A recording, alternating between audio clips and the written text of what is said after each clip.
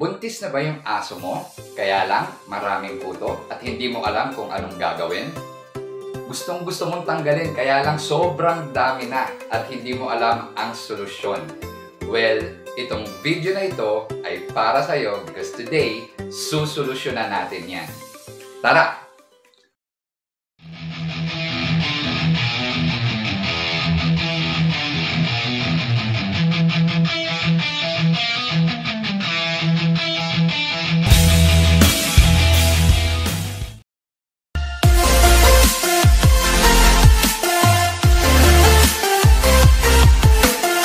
Good day to each and every one of you. Again, welcome back to my channel. My name is Ferdinand Webb, and if hindi ka pa nakasubscribe sa channel ko, kindly press the subscribe button down there and ring mo na din yung notification bell para lagi kang updated sa lahat ng videos na i-upload ko dito sa channel ko.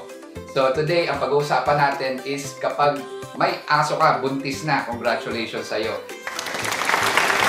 Kaya lang, pinuputakte ng maraming kuto, garapata, or pulgas. At sobrang dami, hindi mo matanggal ng bunot-bunot lang. Pero today, bibigyan kita ng napaka-easy solution para lahat yan tanggal. Pati mga eggs nila tanggal dyan sa buntis mong aso. So, wanna know the secret? If you are, press mo na yung like button dyan sa baba para dumami yung mga taong marireach ng video na ito at dumami pa yung matutulungan natin. But wait, disclaimer lang po sa lahat na nanonood ng video na ito na ang isi-share ko sa inyo is based from my experience. Hindi po ako veterinaryo or something related, studied something related when it comes to animals. Pero ang isi-share ko is yung experience ko kasi nagkikennel po ako, nag-aalaga po ako ng aso for a long time na, and may mga na-breed na tayo na maraming iba't ibang klase ng aso. So, isi-share ko to sa inyo para kapag na-experience nyo, alam nyo na yung gagawin nyo. Okay?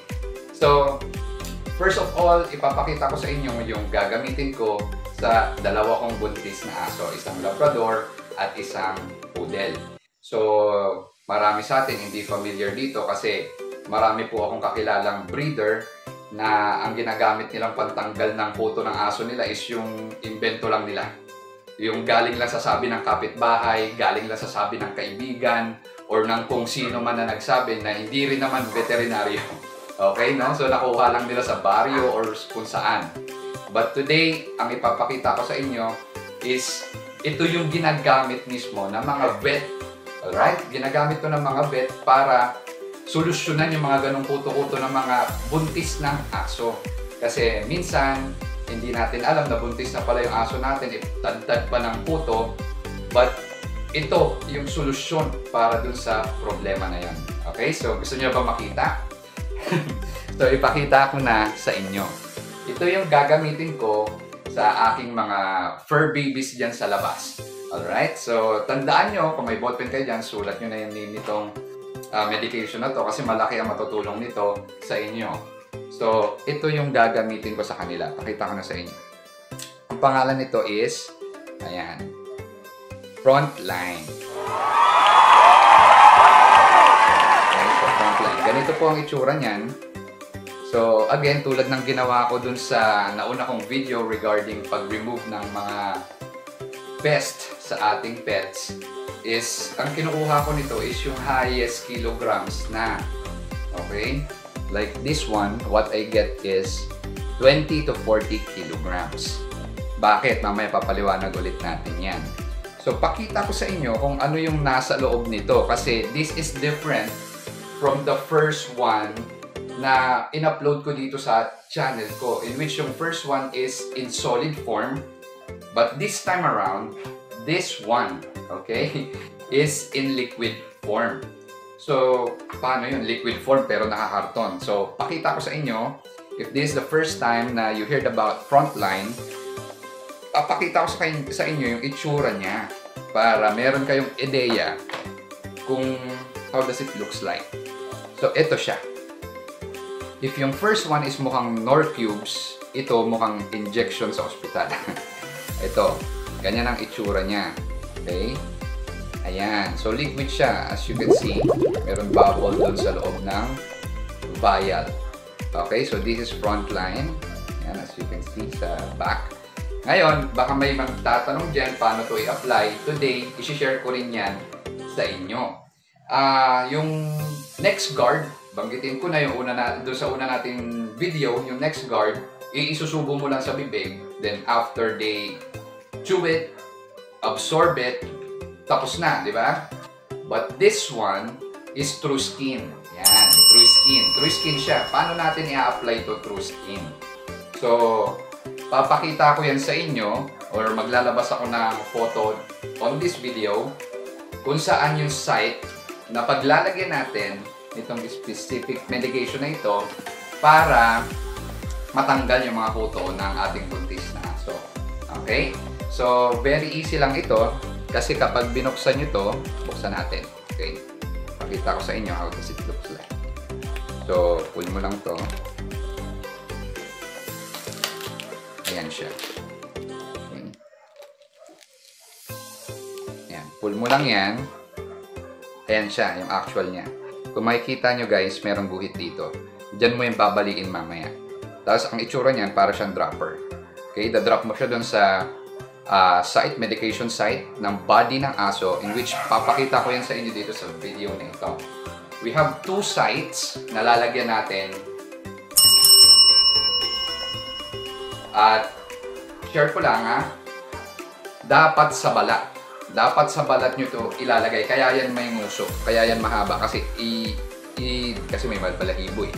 So isusok-sok mo yan na ganyan. Dapat tatamaan yung pinakabalat. Doon mo siya i-apply ngayon. Okay? Hindi yung sasabihin mo sabi ni Sir Ferdies, dito lang sa part na to, tsaka to, pinatak mo lang na ganun. Hindi yung magiging effective. Dapat sa balat, hindi sa balahibo. In which papakita ko yan during this video. And I assure you na effective this one. Okay? Effective tong medication na ito dahil marami na tong good reviews. And me, myself, will also use this one to ensure to each and every one of you that this is very effective for your pet. Okay? So, papakita ko yan dito. Now, my friends, okay, once na-apply nyo yan, hindi yan agaran yung effect niya. Hindi yan yung pagka-apply mo, mamaya lang, tegi na lahat. Hindi, it will take, sometimes it takes some 6 hours, 12 hours, 24 hours, or some days. Kasi nga, sa balat siya nilagay so mabagal yung absorption. Di tulad nung una kong ibinigay. So, ang maganda naman dito kasi sa liquid form na ito, dahil slow effect siya, hindi siya makaka-apekto dun sa mga tuta na dala ng buntis mong aso. Okay? So, again, my dear friends, ayan ang ating solusyon pag buntis ang aso nyo. Again, front line. Okay, so I hope I give value to each and every one of you today and may nalaman na naman kayo sa akin today when it comes sa pag-aalaga ng mga fur babies nyo. And if you find this video effective and has value, share this to your friends, classmates, office mates, family members, or to all those people who are in need of this video. And again, if hindi ka pa nakasubscribe sa channel ko, press mo lang yung subscribe button down there. Ring mo na din yung notification bell para lagi kang updated sa lahat ng videos na i-upload ko dito sa channel ko. And ayan, maraming salamat po sa inyong lahat sa panonood nyo ng video ito. And again, all glory to our God. Na medication sa inyo regarding puto. Yun, gusto rin sumama sa vlog mo. And ng fur babies nyo.